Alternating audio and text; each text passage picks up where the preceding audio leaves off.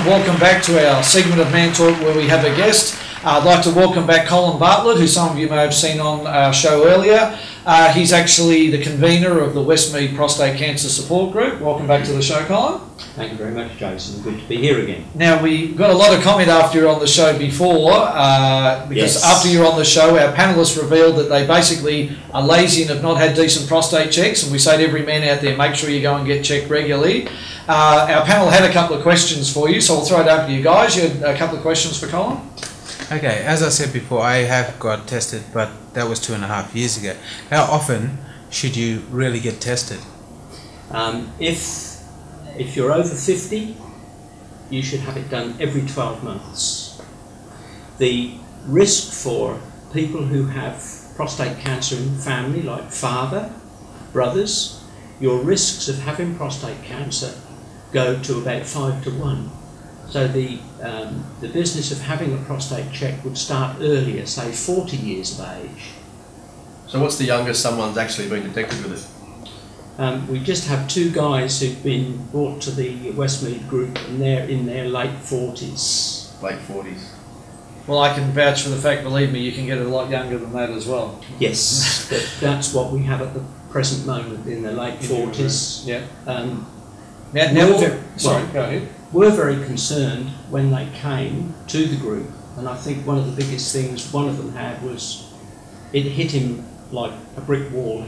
Depression was his big thing. I can't sleep, he couldn't sleep. Having talked about the procedures and what it meant to him and what it meant with nerve sparing and with incontinence, he rang me the next day and said, first night's sleep I've had in 3 weeks. Can you explain what the procedures are and how they work? Procedure goes that you would have your PSA test. If PSA is the prostate-specific antigen test. Okay, that's a blood and test. It's a blood test. Yep. If the blood test proved positive, the next step would be to have what they call a DRE, the digital rectal examination. So that's the physical... That's the physical examination of the prostate, which will cover about 2/3 of it. And if there's an irregularity felt, then they can send you on to a urologist. Now, Les, I know you had an issue in terms of the impact that surgery and things like that can have. Well, I know of a case whereby this person had detected that he had prostate early.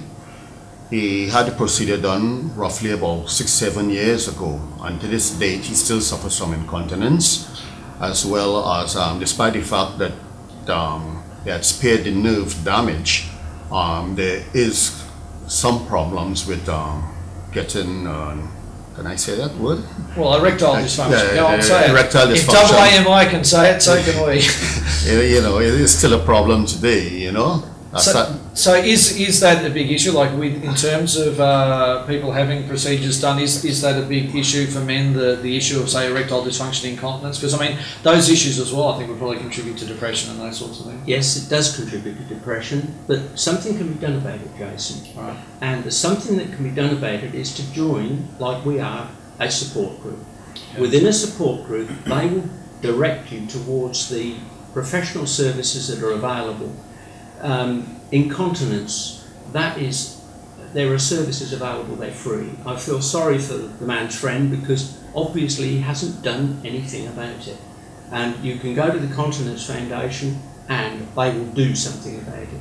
And there's several local incontinence nurses around this area.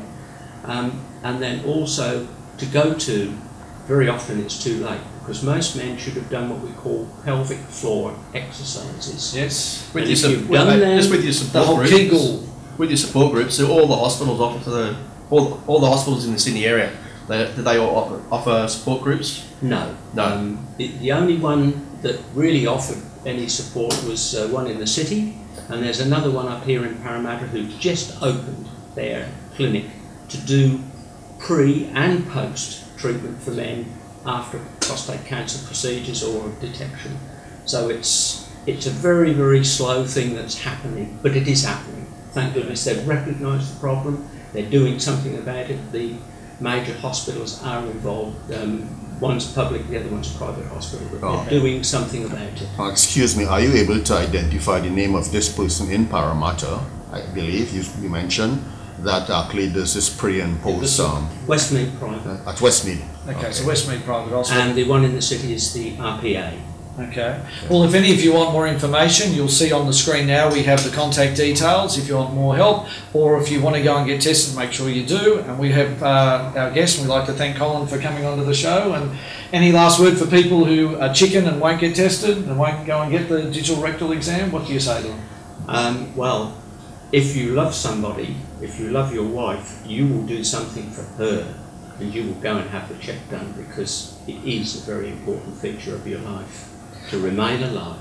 Very important. Also, did you have a disc with the information on it as well? That you brought with He's you? mentioning you a disc down here. So This one, we have a disc available that was done by the Rural Health Education Foundation and covers depression in men after prostate cancer procedures. Quite a technical DVD which is going to be released through most of the prostate cancer support groups.